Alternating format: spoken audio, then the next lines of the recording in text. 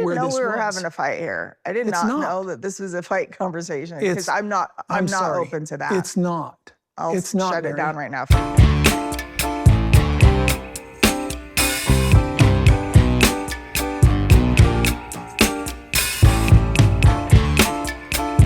Meri is on her way up. She is a rising star on the Sister Wives program. In these last few episodes, I'm telling you, it is proven to me that this season 19 is going to be Meri's season. I think this is going to be her breakout moment. Now, before I get into the reasons as to why I think this is such a big deal for Meri and her character arc on the Sister Wives program, I want to give an express warning to Meri about your boy. Okay, you have to be very careful as your star is starting to brighten and rise. You have to be careful of Kody and your homegirl Robyn. They've been systematically working for a lot of years to try to improve their standing on the show.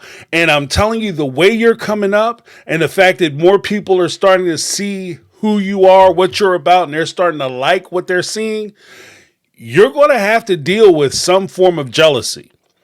And there is reason why I say this, not just because they've worked so hard and it seems to be happening for you, but we also have to keep in mind that when we look at the breakup between you and Kody and you talk about the religious context of it, Meri went to the religious leader. She was given the release, but not only was she given a release from the marriage in the AUB church from Kody, the spiritual marriage, she was also given a big win in terms of the church had deemed that Kody had abandoned her.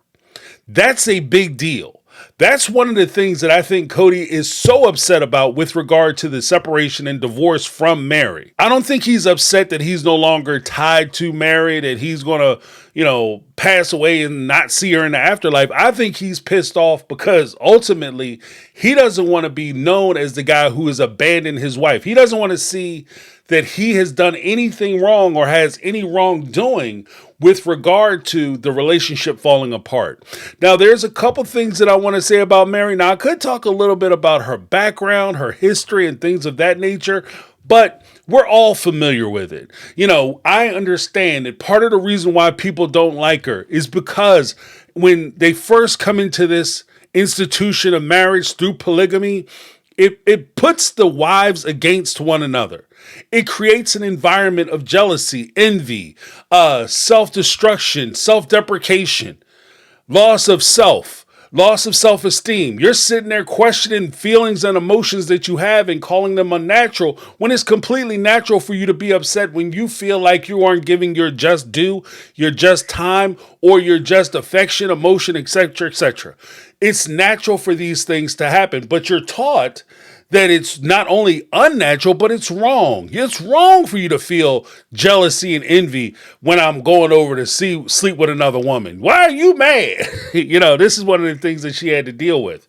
In addition to that, Meri had fertility issues. And here she is, the first wife, deeply in love with this man. He goes out, gets additional women, and they're popping out babies. Every time you turn around, one of them is pregnant. And they're having the life and the things that you want for yourself. So yeah, that's going to create negative feelings. So in a fair world, a just world, it's not outside the reality for me that Meri would have certain feelings towards Christine and Janelle, and she would treat Christine and Janelle a certain way and treat their kids a certain way. That's not outside the realm of possibility for me. The one thing that I really like about Meri right now, as it stands right now, is the fact that she's taking note and responsibility of her part in these relationships. She's not looking to blame anybody else as to why she doesn't get along with Kody, or why she doesn't get along with Robyn, why she doesn't get along with Christine or Janelle. She's not looking for them to apologize to her. She's not looking for them to beg her back. She's just merely saying, if they don't want to be a part of my situation or they don't want me a part of theirs, that's fine. There's a lot of water under the bridge. And if we come back around, we come back around. But if we don't, we don't. I'm okay with it. And I think a lot of people, including myself, I think that I can understand that. And I can sympathize with that. Now, ultimately, like I said, Meri is taking her responsibility for the broken marriage and these broken relationships, which is huge. It's not just huge because it helps her to move on, but it's also huge because it calls on Kody to do the same thing. She's not blaming Kody and saying everything is your fault. She's saying I messed up, and it calls on Kody to say, you know what, I messed up too. And that's the one thing Kody can't do. He can't take accountability or responsibility for his actions or the things he contributed to make these relationships fall apart. And that's the part that's killing him. Now, the funny thing about it is Kody wants her here in this place where she's trapped in the blame game and whose fault is it, who's winning, who's losing. He needs her in that place. Why? Because as long as she stays in that place, it always gives him an open door to come back, revisit, and relitigate all those old, bad, hard feelings. And when he feels like his life is going downhill fast, he's not getting the things he wants out of life, his future is looking bleak, or his financial situation is starting to crumble, he can always relitigate why he did everything the way he did it. And he was right in doing so by going back and trying to relitigate and rehab and rehash a lot of these old arguments. He can pull her in, go over to her house and talk about how she was such a burden and how she taxed him and how he was right in making the decisions he made, even though those are the decisions that led him to the position that he finds himself in. And I think that that's important to him. Now, the big question is, in that previous episode, why did they have the coming together? After they have the separation and everything is settled, why would the two of them sit down? They sat down because this was supposed to be the big confrontation. Production had put this together because they wanted Kody to confront Meri with her decision to move forward with the separation, and more importantly, to have him deemed as a person who has abandoned his family. When you say that he abandoned Meri, it's not that difficult to imagine. It's not that great a leap to see that he may have abandoned and probably did abandon Janelle. And he also probably abandoned Christine. And he also probably abandoned those kids. So it's not that big of a leap because you are what you are. And how you do one thing typically is how you do all things. So if you abandon one wife, you probably abandon the other two as well. If you abandon one child, you probably abandon the other 13. He had skin in the game. He had something to lose. And more importantly, he had something to gain by having this conversation. That's why it was so important for him to go over and discuss it with Meri. To Meri's credit, she wasn't in this conversation trying to score points. She wasn't trying to win the conversation. You can't win a conversation. You can win an argument, you can win a debate, but you can't win a conversation. She was there just trying to have a conversation with the man, just trying to talk to him and come to some level of understanding, because ultimately, and this again goes to a big reason as to why I think she's winning this season, because what she's demonstrating is not only a level of maturity, but when Kody talks about the concept of loyalty, Meri hands down is one of the most loyal people to Kody I've ever seen, whether he deserves it or not. Probably not, but whether he deserves it or not, she is loyal to him at a fault. Okay, she's doing him a favor in a lot of ways, because the first thing she could have done, she could have used the church's decision to jump on TLC, go on People. She could have been sitting right next to Janelle and Christine, maybe not next to them, but in a slot before them or after them, talking about how Kody has been deemed an abandoner, and everything he did when he abandoned her was the reason why she made the decision she made. She could have used this as a platform or as a springboard to justify the whole catfish situation, which she did not, and to her credit, she didn't. Now, as an aside, do I think that the fact that he abandoned her led to or set the environment or the stage for her to fall for the catfish situation? Absolutely. Absolutely. But she didn't blame him for her actions. And I think that that's a huge thing. That's her taking responsibility. And conversely, it only highlights how Kody has not taken responsibility. Now, there's a part of this conversation, because I pulled a few clips because I like to bring the receipts. But there's a part of the conversation where we actually see the level of I don't want to call it gaslighting, because technically it's not gaslighting, but it sure as heck is like that knucklehead tomfoolery that's going on, where he's trying to manipulate her and pull her in to false hope in her situation. One of the things that I want to talk about is why she's confused. Because Kody always tries to pretend like he made it crystal clear as to where he was and what he's doing and what he's about. And she's the one that keeps pulling him back in, even though he made it crystal clear. But here we see the parts of these types of conversations that he has never made available to us before. Usually they have these type of conversations off to themselves, and he gets on TV and says, I never want to be with her. I don't know why she's still around, y'all. I tell her all the time I want her to go. But we get to see what she's talking about when she says that she's confused, or she believes that there's a way that she could work it out, or they could be together. You want me to own it that much? I'm not saying anything interested in working on it. Anything. I did say I could fake through it. Yeah, I'm not interested in faking a But that's relationship not me saying anymore. I can't work on it.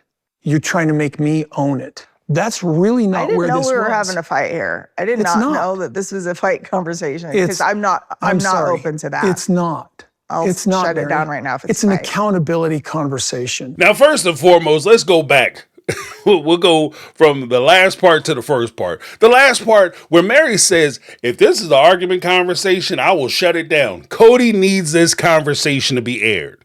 He needs this conversation to be aired. So he's not trying to have this conversation shut down. So he'll beg a little bit. Please, no. This is an accountability conversation. This is completely an argument conversation where he's making accusations that he wants her to agree to. Like, I didn't abandon you. No, you didn't abandon me. The church is lying. Yeah, the church is lying on you, Kody. That's what he fully expected. That's what his goal was, to get over to the house to have this conversation. That's what the goal was.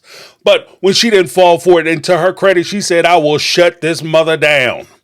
And Kody got scared. I love that. I love the fact that she's standing up for herself and she's setting boundaries. Now, the first part of it, he comes over and he tells her, well, just because I said I didn't want to work on it doesn't mean I wasn't going to work on it. I said I could act and pretend to work on it and pretend to be a partner and not really be a partner, but that didn't mean I wasn't going to work on it. That word salad crap is where Meri could get confused. That's where she could get confused. That's where she could lose her way. That's where, when she gets up and she starts talking about how she wants to stick in there and try to work it out. If he was having these types of conversations with her, no wonder she was so confused. No wonder it took her so long to figure out that it's time to go. And some people are going to look at that and say, but James, it was clear he didn't want her. I'll give you that. It was clear he didn't want her. Some of the things that he was saying, you would never say to somebody who you want to have around. I get that.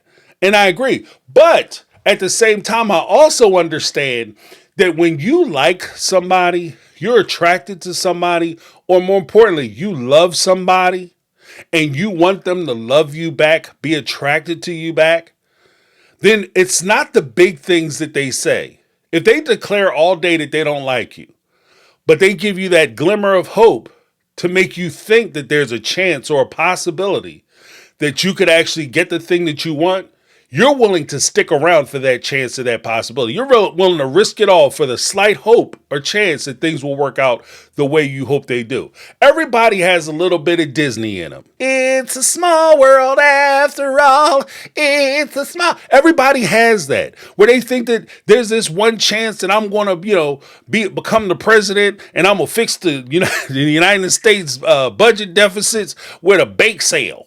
Okay, everybody thinks that is possible. That one little slim chance, because that's the thing that they're going to be holding on to. One of the crazy things is that, they had already discussed and decided they weren't going to work things out. And I believe that was a conversation that they had. We saw it back in season 18. Kody, I thought we talked about this already between the two of us. We just wasn't going to tell the world. Right? This is a conversation that they already had. But it took a little while for Meri to get around to it because he would always give her like the little hints and the little pull-ins where he would, pretend like, if you stick around a little longer, maybe things will go your way. And of course, you got little bird Robyn whispering in her ear that everything is going to be okay. And as long as she sticks in there and hangs in there with her, that Kody might change his mind. And that's what she needed in order for her to keep her around. She's finally turned that corner and she's recognizing that no matter how long she's around, it's not going to get better. In addition, from my personal observation, when people want folks, they see any positive side as a reason to keep going. The crazy part is the longer you wait, the longer you're around, the more indebted you are, the more emotionally invested you are, sometimes financially invested as well, because that does play a part. And the deeper you get sucked in, and it becomes harder to leave. Now, here's the ironic part. We later hear Kody go on and he does this whole pontification about if I fall in love with a woman, it's her fault I fell in love with her, and this, that, and other. And this is where I would point out for Kody, this is something that he needs to understand. Everyone is responsible for themselves and their emotions. To that slim degree, Kody and I are in agreement. You are responsible for how you conduct yourself and your heart, your emotions, how you feel about things. That's your responsibility. I agree with that. However, if you know that somebody else wants you and wants to be with you, and you lead them to believe that there's a possibility that those things are going to happen, then it's no longer just their fault or their problem. It's on you too. Now, we have an example of this on the show, both sides of it. Ironically, both involving Kody. I submit this very subtle difference. Cody and Meri versus Kody and Christine. With Cody and Meri, in private, Kody said, you didn't want to be with her. You didn't want to, but then publicly, you would proclaim that your commitment to these relationships is undying. There's always a possibility things could work out. That it's been, blazed in heaven that this family was forged, beyond time, space, so on and so forth, and that you will always be a big family, and that's what polygamy is all about. Meri's watching the show too, and she's believing it. And she hears what you said when you were in the privacy of your house or in the privacy of her driveway, because you didn't invite her to your house. You probably weren't going into her house. So when you were standing in the driveway of her place having these conversations, the only thing that was echoing in the back of her head is the thing that you were saying to the room full of people, and in front of production, who would later broadcast it to millions of people about how important these families are, how you'll fight for the family. And how it's so important that these relationships can't be broken up or torn down because you just don't get along. Because you have to think about the big picture. Conversely, when we look at your relationship with Christine came to you not only publicly, but she came to you privately and said, Kody, I need more out of these relationships. I'm not feeling it. I need more from you. Kody even complained about Christine asking for more. Then when Christine didn't get more, she decided she was going to leave. And then when she left, she packed your stuff up on the QT private tip and it was in the garage. And because your stuff was in the garage, you sat there and filmed yourself, put it publicly that she had basically kicked you out of the house. Then Christine went back and publicly said that she was leaving you. So there was no disparagement. But even now, you sit there, cry and complain and talk about how miserable your life is and how angry you are and how insane you are with frustration and anger. I'm losing my mind, right? Whose fault is that? Is that her fault or is that your fault?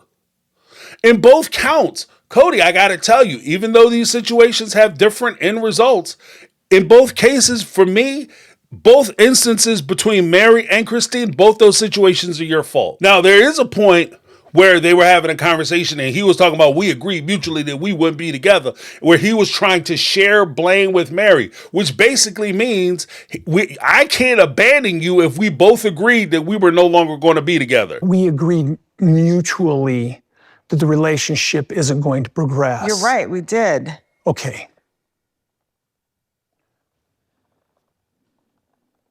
You had a part in it, I had a part in it. I took the steps and we're done. Moving on, moving forward together.